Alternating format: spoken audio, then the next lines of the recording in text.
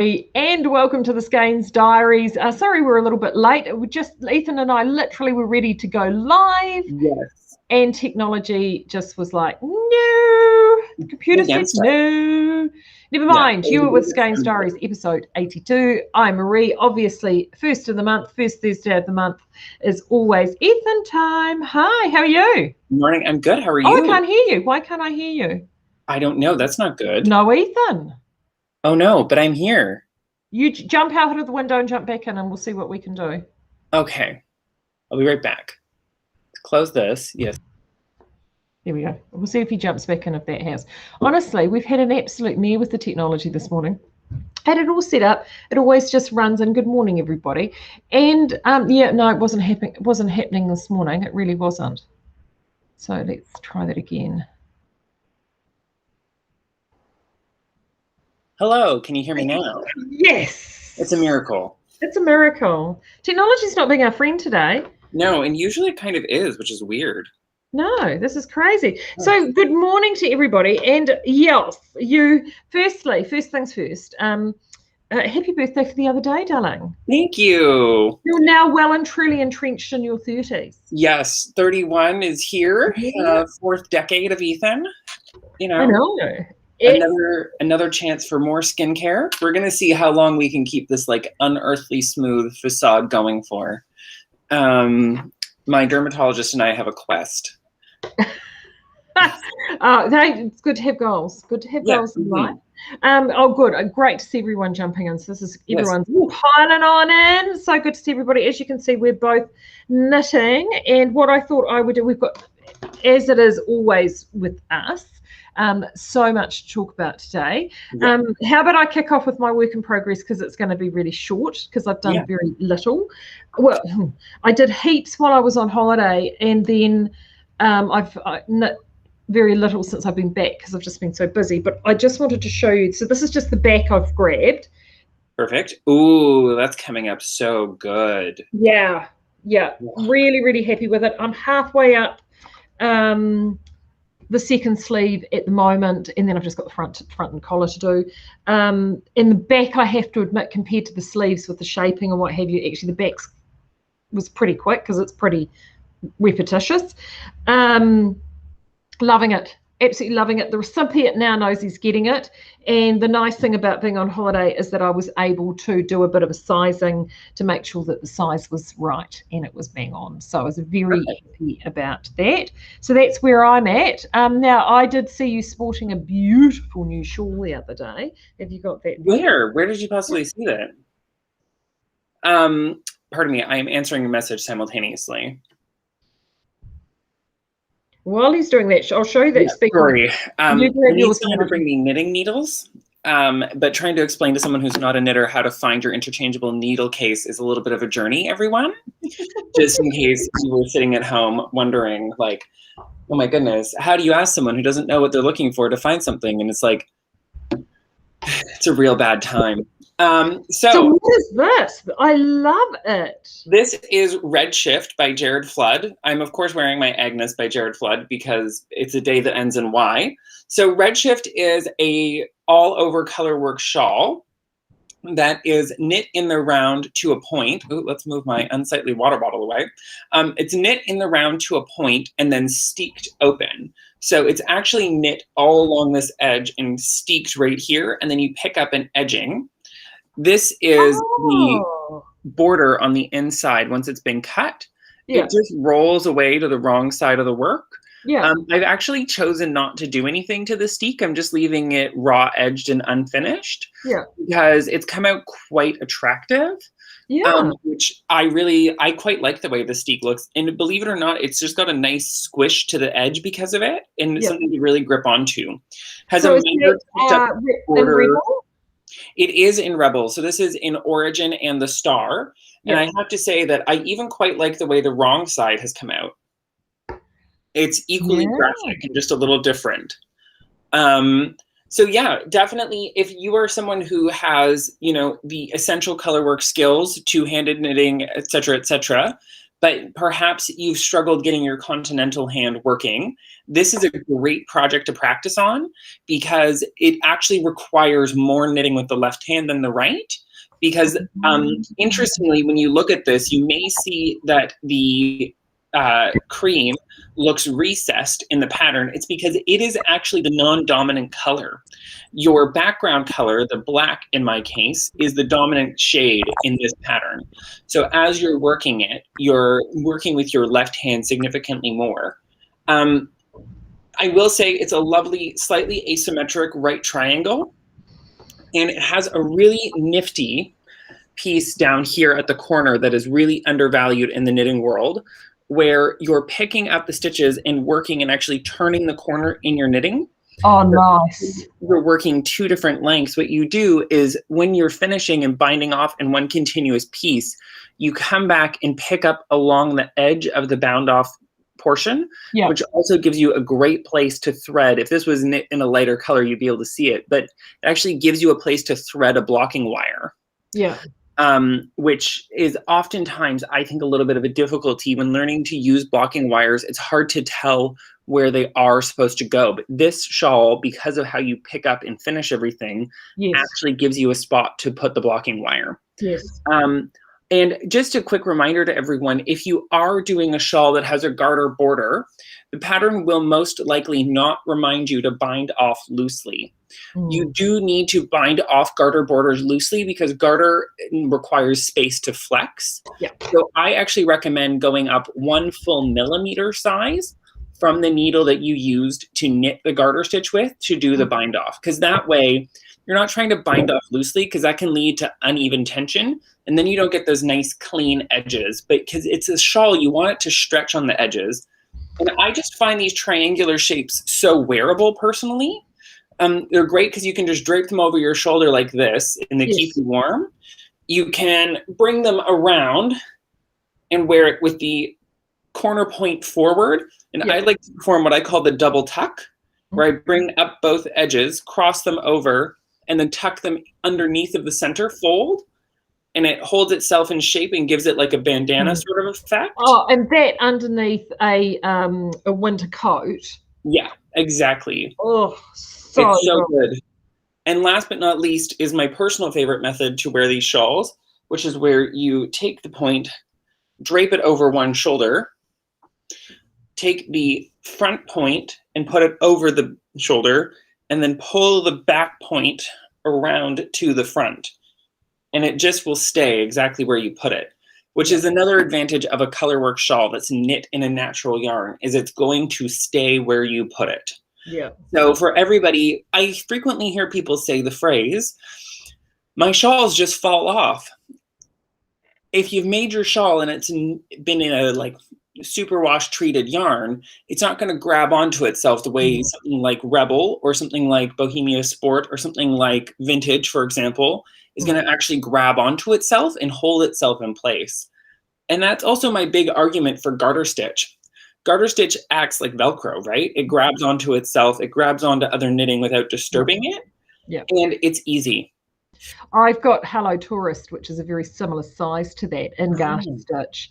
And I've done it in pearl, so it's non-treated as well. And honestly, it is my favorite shawl to wear. I absolutely thrash it because it doesn't go anywhere. It just, you put it on, it looks fantastic, it holds its position, it's awesome, you know, it's love it. Well, I've been wearing this while cycling back and forth to work, and it stays in place once I put it on. Yeah. The other thing that I have is my current work in progress, which is another Brooklyn tweed pattern.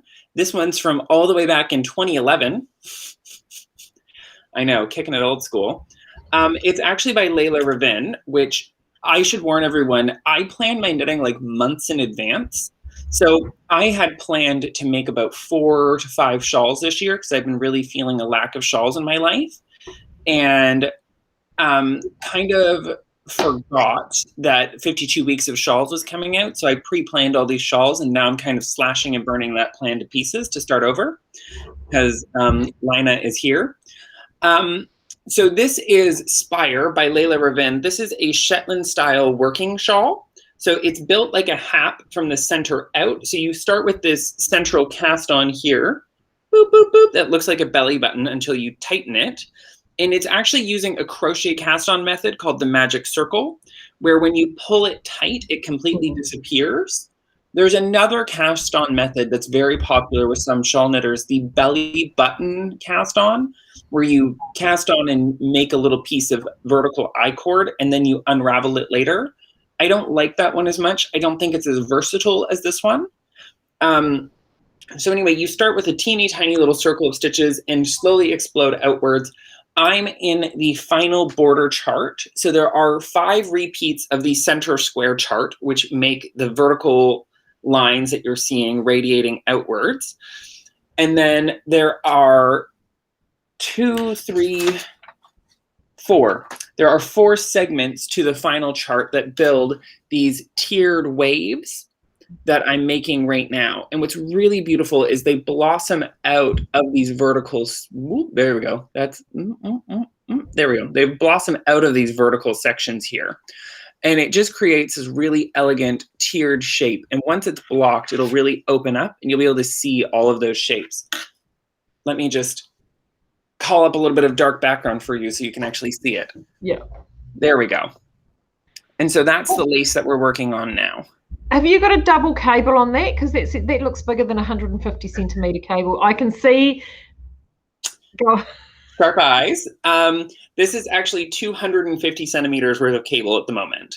So have you got a joiner in there, have you? I do have a joiner in here. So hidden amongst all of the excess fabric, right there is my cable joiner, which is one of the big arguments for Knit Pro cables versus all of the others. While all of the other cables do come out with different join systems, the Knit Pro one is the only one that I find slides smoothly back and forth like this.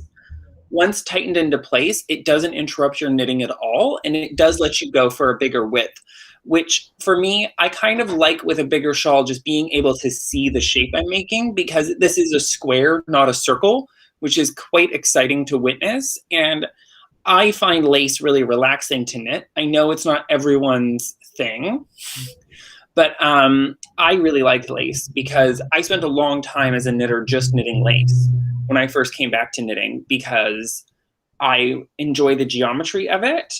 And it's almost, lace is almost like a knitted story, I find. It is. I really agree with that. Yes. And because a lot of it is very historical as well, like lace is one of our older forms of knitting. Yeah. And my family is Scottish on one side and Italian on the other. There's actually a lot of lace knitting traditions. So like this is a working shawl, is what it would be described as. And even though they were very intricate, the intricacy in these shawls actually serves a purpose, because the larger square shawls that they used to make in Shetland are great because you can wrap up yourself, you can wrap up a child, you can use them as a blanket, they function as a shawl, you can twist them around yourself and tie them at the back so that you can have your hands free while you're working.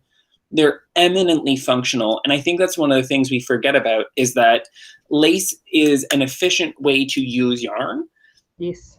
And if you pick up and learn lace knitting skills, it actually doesn't take as long to make more fabric. And because you're layering with this one, because to wear it, it'll be folded in half, it's doubly warm and doubly thick. And that's one of the big arguments in the traditional lace patterns. So yeah.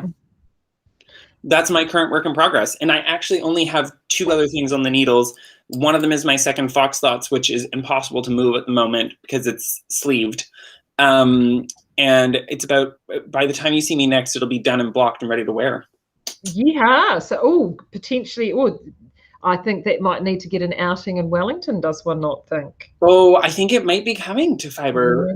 Fiber Fest. Yeah, Capital Fiber Fest.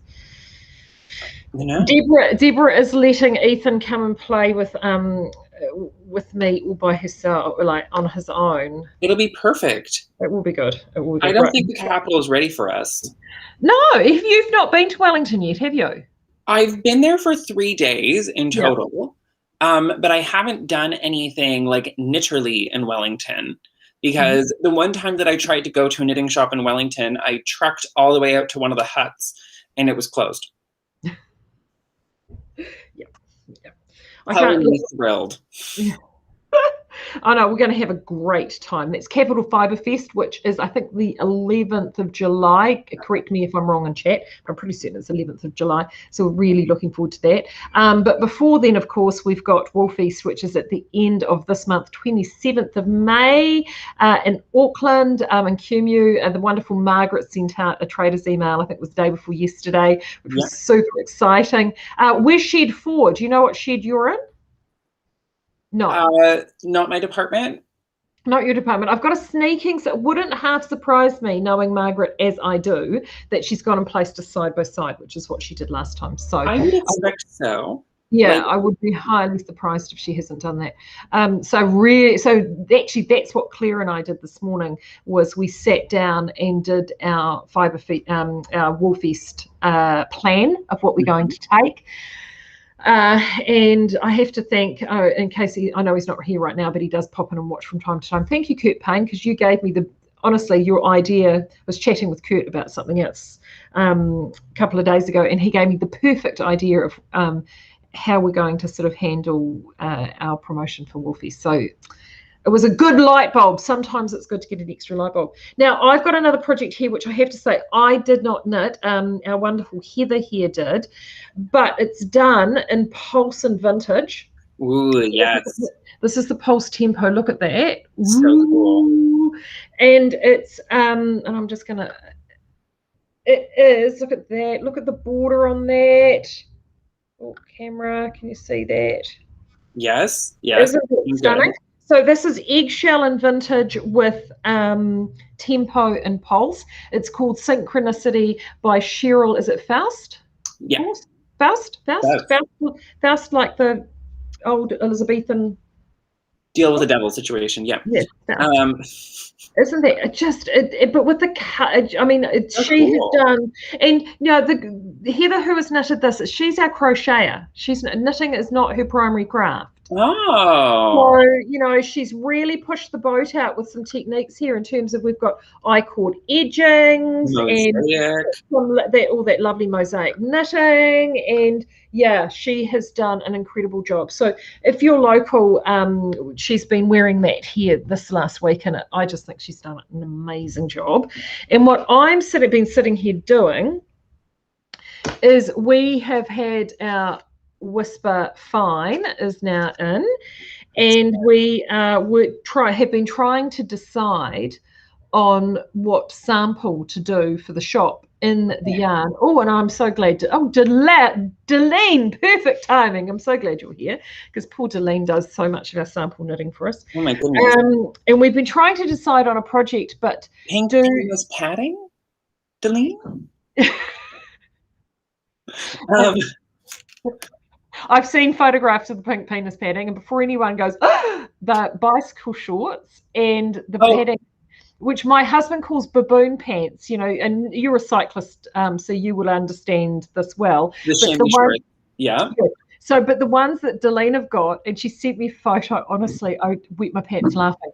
She sent me a photo of them, and the baboony insert in them, literally when you lay it flat and hold it up, looks exactly like male anatomy, complete with even very detailed stitching. It's hilarious. And they're pink.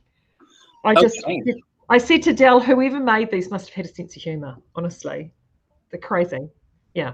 Anyway, I digress. So we didn't want to do a project. We wanted a double-stranded project, but we wanted something that was outside of like Love Note or Sunday Cardigan or Caramel. I mean, I think we've all experienced, like, no offense, everyone, but like I'm personally done with Love Note. I was done with it before it happened. So this is what we've decided on. We've gone with Isabel Kramer. Okay. Yes. Yume. Oh, perfect. I actually have several customers who have made Yume. And it looks good?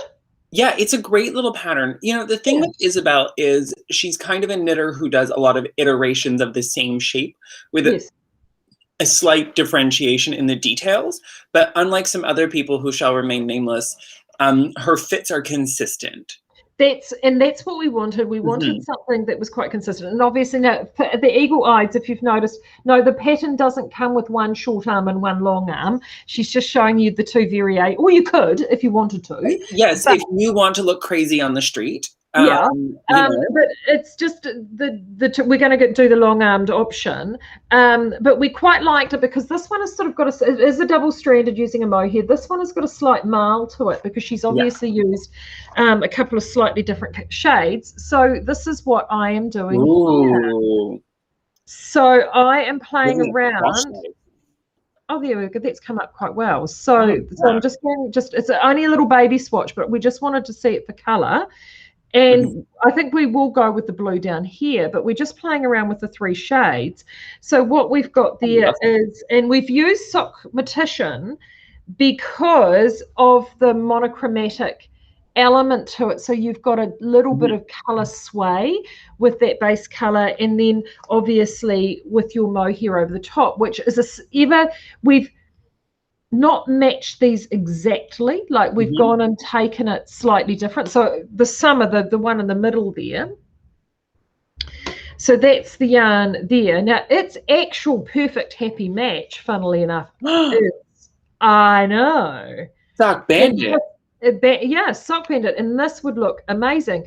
But we wanted a little bit more depth, so then that's why we. Yes, absolutely. Because it is one of the things people forget about. I think there's an obsession with going super precise, matchy. And I'm not going to lie, if you're doing Love Note, you want those colors as precisely as possible. Absolutely. Yeah. And so for Love Note, that would be perfect. We would want to go. But for this, because of it is only a little bit of detailing up here, I just think that, so, I mean, of course, me personally, I would go here all day long. But, there is enough of what Marie's preferential colour palette in here as it is. So that's what I'm doing. And now the nice thing with this too, it's the first time I've actually knit with the yarn. Delighted. It's feeding beautifully because that's why we rejected the previous version, is it hadn't been what we could call gilled properly, and there were these tiny, that it was difficult to perceive, but it just wasn't tracking from a knitting perspective as smoothly as we would have liked. So it's still a great yarn. It will still work well for you, and if you pick some of that up in the sale at crazy insane prices, go you. Absolutely. Hold on a second, let's get rid of that. We've got a spam. Anywho, yes, so we've got this is feeding beautifully. Like I've been able to knit this and chat to you at the same time, no trouble whatsoever. The texture is great, and I can now confirm, having knit the sock petition and the this together, and that, as you can see, that cover factor, definitely a 4-ply plus the Whisper Fine is going to get you a DK. So the good news about that, of course, is that it means one of the things you have to do, if you're wanting to get that beautiful halo, you don't have to look for a pattern that double strands these two things together. Now that we've done, if you've got, this tells me DK pattern, you can just find a DK pattern and throw these two guys together, absolutely. I would say Klein by Julie Hoover, which is designed for a DK weight yarn knit on a 4.5 millimeter needle, which is a little big for my taste. But Klein by Julie Hoover is a ultra deep set raglan with a relaxed neckline that is somewhere between a crew and a boat. So I guess we could call it a skull. Is it Klein like Calvin? No, Klein like the German operatic piece, Kline. Oh yeah, like Patsy Cline. Yes. Yes, there we go. Why go for the mundane when I can go for the obscure? Okay. No, that's cool because I'll just quickly look it up now on my magical book of words here. Well, so Klein is great because it is a relatively simple knit. As in, there's no crazy techniques in it, but it fits really beautifully, and it has a very modern shape to it. I knew I'd seen this before. I featured this before. I'm just going to throw this in. Yes, I actually made one in throwback yarn, Vanitas, many moons ago, in Transients, but I've gifted it to Perlin, who works with us here at Outlaw Yarn.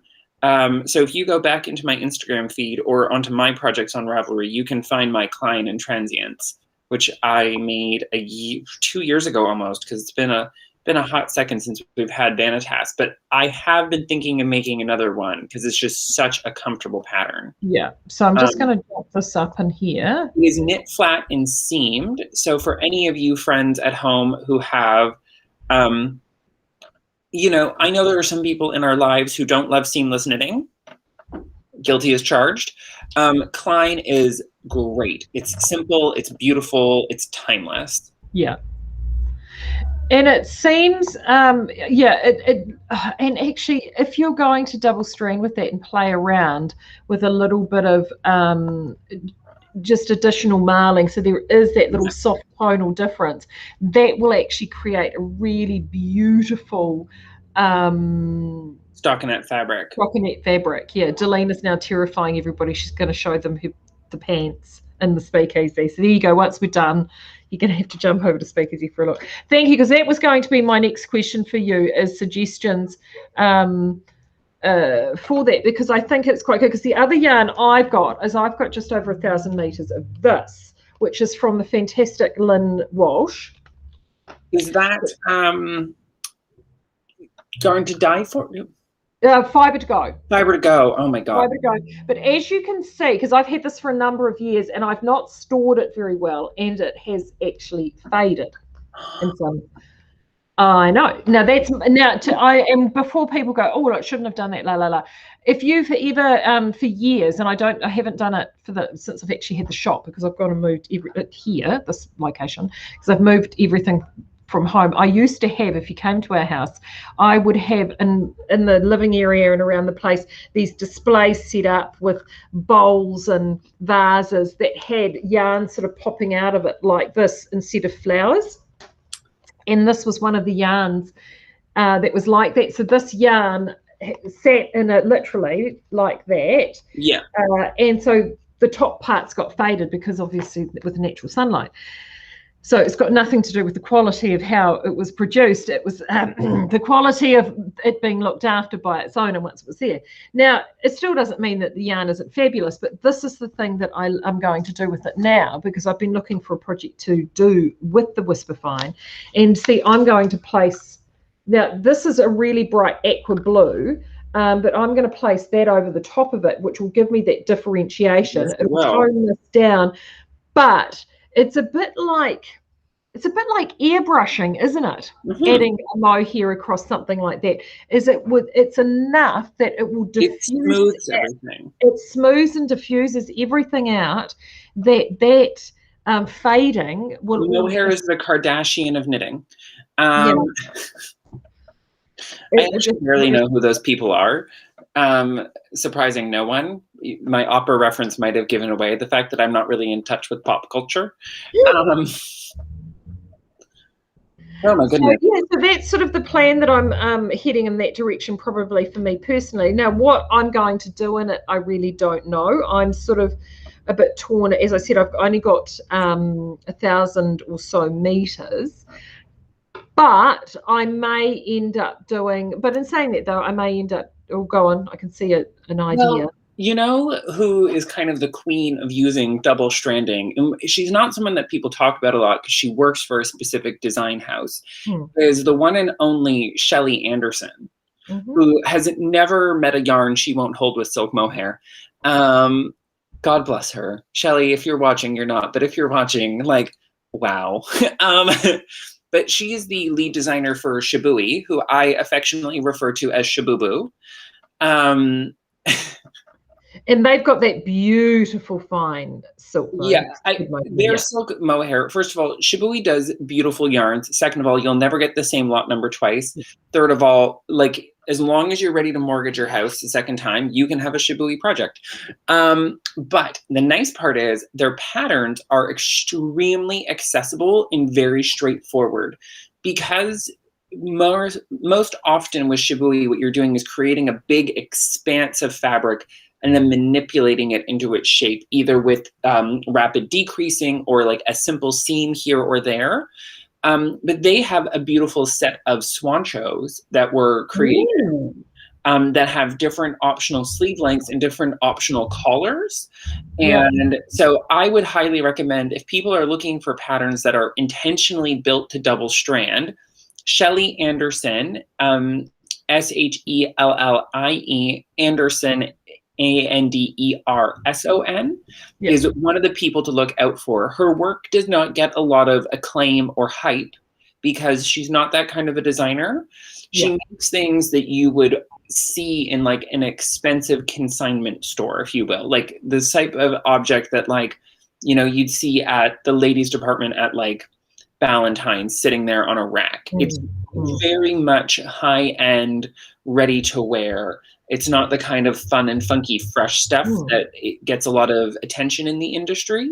Yeah, but it's that really those beautiful, simple, ready to wear shapes are the ones that you wear all the time, like that one from Julie Huber. And in a way, I think that's partially why I think Petite Knits has probably had done so well, because she's just gone and taken so many classic shapes and actually translated them into modern knitting. Now, I've got Pauline has gone and popped up a question here. I'm just going to pop it up on the screen. Amazing pullover by Nora Gowan in the Brooklyn Tweed collection released today. It's done in Brooklyn Tweed Perry. So any suggestions what we could use for that? All right, Mr. I know everything about Brooklyn Tweed. What would you suggest as a yarn substitute for Perry? So Perry is kind of a unique beast because it is a 4-ply construction, fingering weight or 4-ply, 100% merino, non-superwash yarn.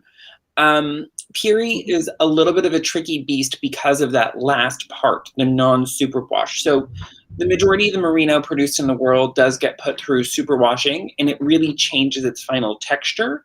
But unlike most fingering weight yarns produced, Perry is incredibly round. Now, when we talk about something like a quarter round, which is a term that we use in the industry that you might not be familiar with, knitters at home, we're talking about a fingering weight yarn that has 4 round plies that are S-twisted together using an even non-slack tension. Wow.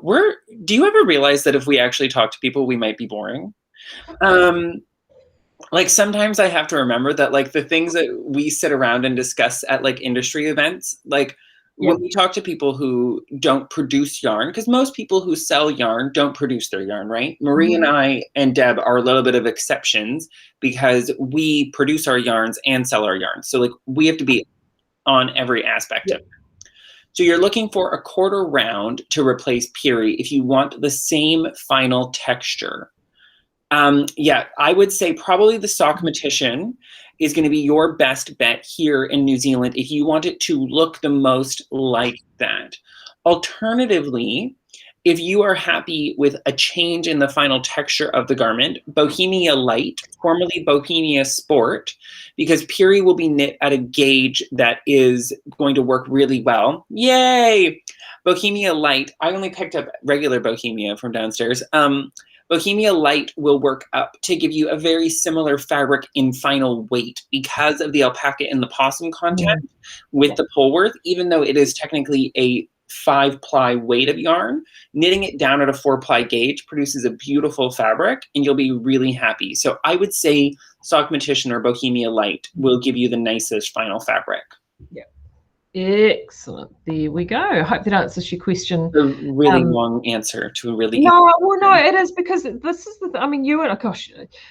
So if anyone ever wants to know what conversations are like when we all get together, we literally sit down. Ethan and I have been known to have very long conversations about the intricacies of yarn construction and how a yarn is put together and angles of twist and all of those sorts of elements. You know, it is fascinating. It is really fascinating. And I mean, we play around with a lot of different yarns. So actually, this is a really good example, right? So both of these yarns here what we call two-fold twisted yarn. So this is, I think, a 330 bar 2, and this is a 300 bar 2 yarn. So the bar 2 means two yarns stranded together. But the big difference when you look at them is that one has a much, much higher angle of twist than the other. So that means more revolutions have gone in to create that yarn. And there's a reason for that. You know, when you've got a sock yarn like this, like Sock Bandit, you want to make sure that, and this is exactly the same base yarn as this as well. Yeah. You want to make sure that that yarn is tight and firm, and it's going to wear, and it's not going to go anywhere. Those fibers are going to be good and trapped and locked down. Yeah, locked down. They're going to maintain their shape. They're going to look great. Now, you don't want that in this absolutely beautiful, soft, lush. Because you want the halo to come through. You want it to be part of the final fabric. Yeah. So there are those are the sorts of nuances, and then we've got yarns that sit in the middle. And actually, sorry, just grab my sock mortician. And sock mortician would be a classic case of that. That sort of sits in between those two. But exactly. How we've actually maintained the cylindrical nature of it, instead of having 4 strands folded together, 2 strands folded together, rather, we've got 4 in sock mortician. So it's all the little nuances in terms of where things sort of change and move, and it does make a difference. It really does make a difference. Totally. Interesting, there's a few spinners in the group, and they're loving this because, of course, that's so much of what they talk about with hand spinning. I'm pretty sure both Marie and I can spin, but I don't have the time to spin. I love spinning. I really enjoy spinning, but time is. I spin. I haven't actually pulled the wheel out and done anything for nearly. I did a little bit during lockdown, so it'd be nearly a year. Would be a year. I think it's been probably. I spun just under a kilo of Icelandic fleece like 3 years ago, and I think that's the last spinning I've done. I find spinning incredibly relaxing. It is. I find it, very relaxing, very hypnotic. So that's something that I really enjoy. And actually, funny, you talking of spinning, I had a great conversation with the wonderful Susie Brown yesterday. And Susie is the founder and editor of Tiny Studio magazine and Fibre Goodness. And I'm going to be getting her here on the Skeinz Diaries, in fact, this time next week. Ooh, really exciting to talk about the new print edition of Tiny Studio. And we were talking about spinning and art yarns, because they had if you haven't joined the Fibre Goodness Tiny Studio group on Facebook, do. It's a really fun group. And they were doing there were some online art yarn classes, and a lot of people were showing off some of the art yarns that they had made. And I just said to Susie, the yarns, they were works of art within themselves, these yarns. Like, they're so beautiful. Well, because I think all of us who've been knitting at a certain area of time probably have some knit collage in our stash, which is kind of the original big art yarn house, if you will, of knitting yarn. And I mean, it's not like I'm never going to knit with the knit collage I have. You know, I think I have 4 skeins of it, but it is beautiful. You know, like this was revolutionary. Many moons ago, you know, using strips of sari silk that had been like sheared, and, you know, incorporating 3 or 4 different kinds of fiber blends into one super chunky yarn. Like it really was an experience back in the day to be at a big knitting event and go into the knit collage or any art yarn booth and just see the variety of texture and. Yeah. And I mean, and it's about, because we were talking about how to fit those yarns in. Now, Stephen B, he loves those sorts of yarns because he adds them in with other yarns as a punch or a highlight with things. And I think with shawls particularly, that is something that you can do. But the other thing that you can do, obviously, now is with wall hangings and weavings to create texture. I'm just going to pick the camera up and see if this is going to work. And I'm just going to spin around, oopsie, to the wall there. There we go. And I mean, there's no reason not to do, like, that is beautiful. And those wall hangings are gorgeous. But, you know, what I've been thinking of a lot lately, and I was really inspired, Lana Joie, who is a great designer, recently did a knitted wall hanging. Wow, It's really like such a simple idea. She took one of her shawl motifs and took one panel of it and knit it vertically and then made weighted tassels intentionally designed to pull it down. And it's beautiful. So that's another thing too. Like, you know, if you're one of those people who has a big stash of yarn that you might not necessarily knit a garment in, that art yarn knit in like a simple, even if you just did like a Tunisian lace, which is just yarn over knit two together on every other row and knit on the following row, you know, that as a hanging with like a big thick fringe at the bottom would be beautiful. Yeah, absolutely. Or even there's, again, just simple wraps and shawls. It's really funny, you know, a few years ago, just every second person was knitting a shawl. It was shawl. And it was like all of a sudden in the last 2 or 3 years, it seems to have ground to a bit of a halt. And there are so many, like, I just think I love me either a big long triangular or a big rectangular shawl, you know, something that is sort of, you know, half blanket, half shawl. I believe is our friend Steven's term for it. What does he call it? Mr. West likes to call them schlankets. Schlankets. Yeah.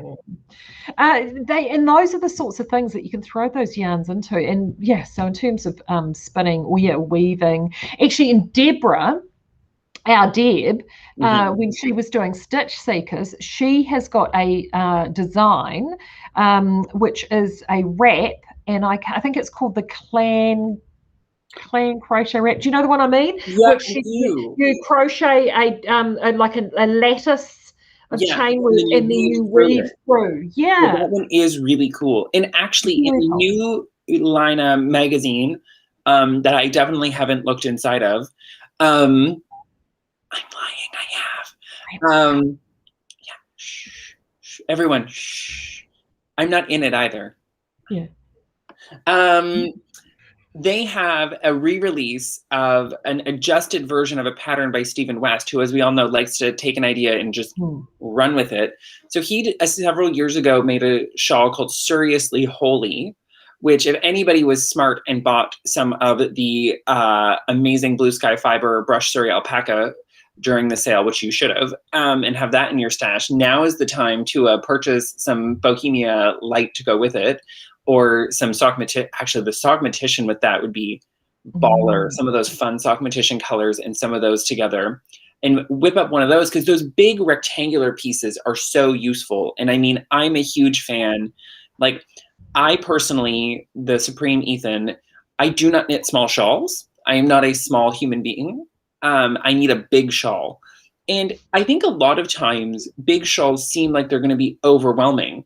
But you know what people have forgotten about? That 52 Weeks of Shawls has more than half, brace yourself, more than half the shawls in 52 Weeks of Shawls are knit in DK weight or heavier. Yeah. So I love that. Make shawls in heavier yarns. I just happen to have a basket of the new Bohemia colors next to me. I know everyone's surprised, but you know, it's really easy to pull together, right? Oh, charming. I know. I really feel like I got away with murder on this palette, even though Deb picked it out without me, basically, because I can't be trusted. Because it'll be 6 shades of pink, 4 blues, and a black. I'm consistent, but I think that like DK weight shawls are the way to go, especially for the winter. They're easy to make big. They will keep you super, super warm and will be so much fun. I'm sorry. Is it Campside Shawl? Campside Shawl by Alicia Plummer. Yeah, that's a great one. It's a great shawl, and it did the rounds a few years back. And that in Bohemia, I've seen it done in Bohemia. I had someone that bought it in the Ambertripe before that color was hiatus, and it's my cousin knitted it. She absolutely thrashes it, and it's that Bohemia for that shawl is just winner chicken dinner. It's so good. I actually just finished a Campside in last year's Gothic colors in Ruthven and Radcliffe, and it looks amazing. Yeah, Yeah. And this is, I think I talked about it a lot during lockdown, is sometimes you rush out to, to get those hot new patterns, but you've actually got to realize that the back catalogue on some of these patterns is amazing. And I'm never knit the current pattern. I'm hopeless. I'm always going back, looking back into stuff I've already got, because I get lazy, so I like to knit things. 2011. Yeah, I know. 2015. 2017. 2014. Like, I don't know.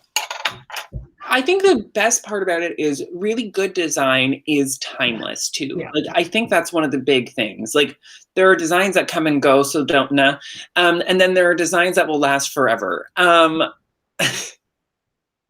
don't mean to call it, and actually that's a blatant lie. I do mean to call out certain designers. I do want people to be a little more thoughtful, because there are things that I think it's really easy as knitters to get stuck in the trap of seeing what other people are doing and going and doing that. And I obviously have a very clear style.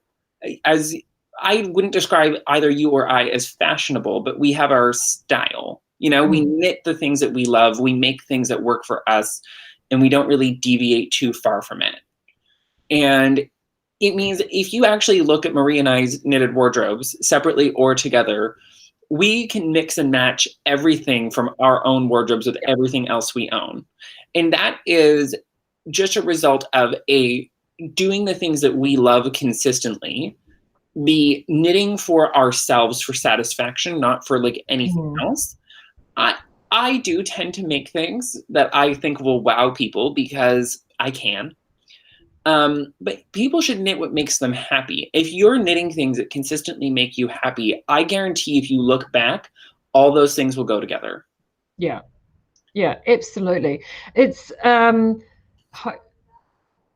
sorry, I'm just checking the comments. I've just had a thing pop up from the provider. Now I know why I was having trouble earlier on. The software that I use, guys, to go live is a sort of a proprietary software, and I've just literally got a alert up on my screen saying if you experience issues, they're going to try and fix it. So let me know if there's any issues that crop up. Fingers crossed we're going to be good. So okay, I'm just going to recap a few things before we head off, because as usual, we've been nattering for forever. What are you talking about? Definitely, yeah. So Woolfeast at the end of the month, you will find both of us there. Cumu Showgrounds, May 27th, which is the last Saturday in May. If you've not done Woolfeast before, the new venue is brilliant. It's definitely worth taking the trip out west. It is that time of year. It is so beautiful. It is, think autumn trees, and it's in the sheds out there. There's oodles of room. They've got tons of parking, you've got like these coffee carts and all sorts of things, so it is definitely worth taking the trip out. This is one of the 4 times of year when I come to the North Island, so like get your time in now. Yeah, it is great. I loved it, the new venue. It was awesome. So that's at the end of this month.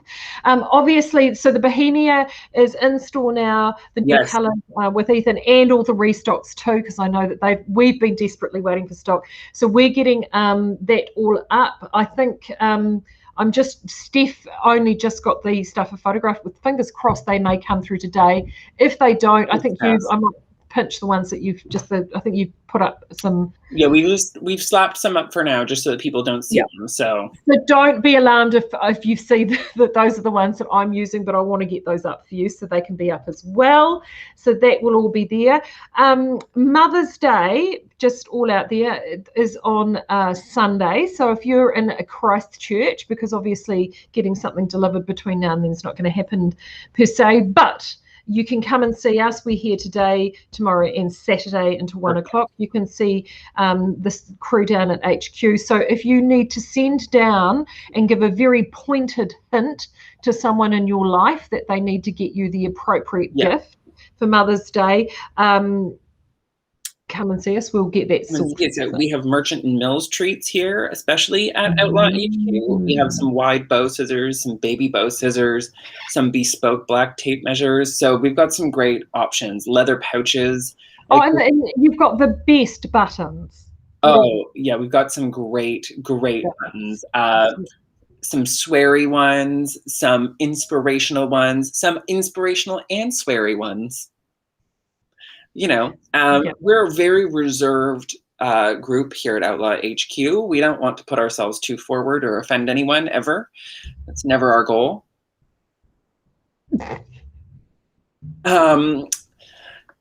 We do have a restock, just like you guys do. So all of Bohemia Light is back. Make sure to come in, see the new colors. Go into Skeinz, visit the new colors there if you're up there.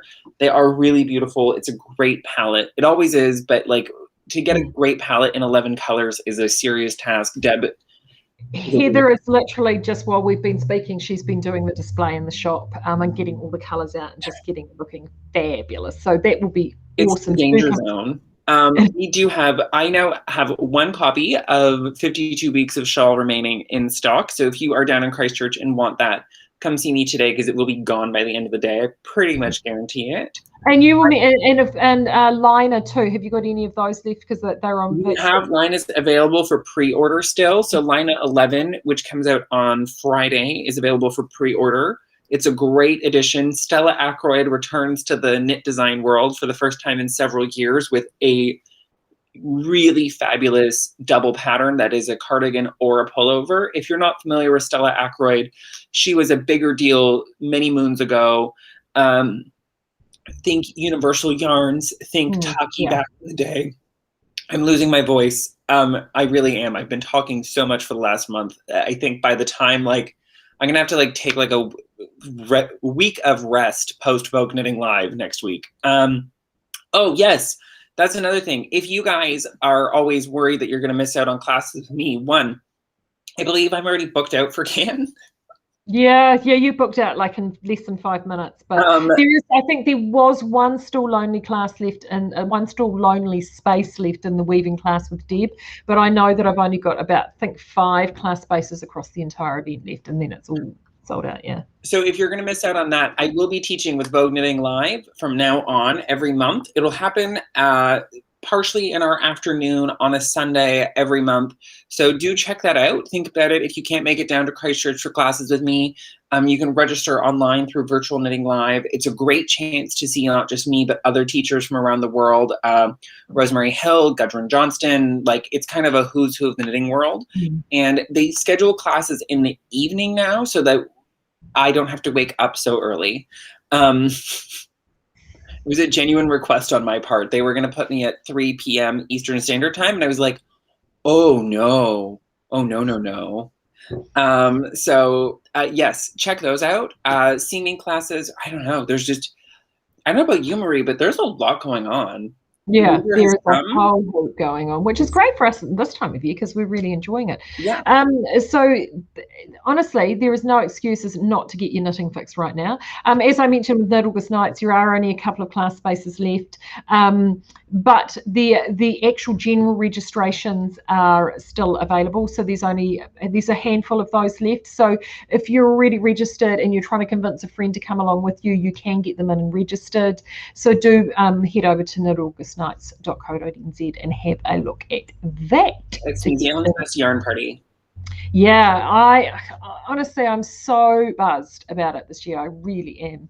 I'm super excited.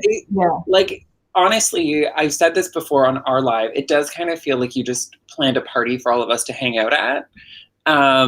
So, like, I mean, it's basically just all of our friends coming together to knit and chat for a weekend and drink. And that's kind of how it started, you know. It was only 37 people, 37 including me, in the very first one. And it was literally 37 of us at a pub for 2 days. Not as much knitting was done as you might have thought in that very first year, but it's and that's why I think I've called it Can Homegrown, because I'm hoping to take that vibe back a bit this year, and I think it will. Just looking at, I had to cast my eye through the full registration list day before yesterday. I was like, oh, I cannot wait! So exciting. Really, really excited. All right, well, I will let you go, my friend, and thank you to everybody for tuning in. Sorry about our tardy start. I will be back here again on Monday, and as I said, next Thursday I'll be back here with the fabulous Susie Brown. So don't miss that. That'll be so cool. That would be amazing. So until then, it's so interesting. Have a great weekend. Get plenty of knitting done, and we will see you again soon. Bye, everybody.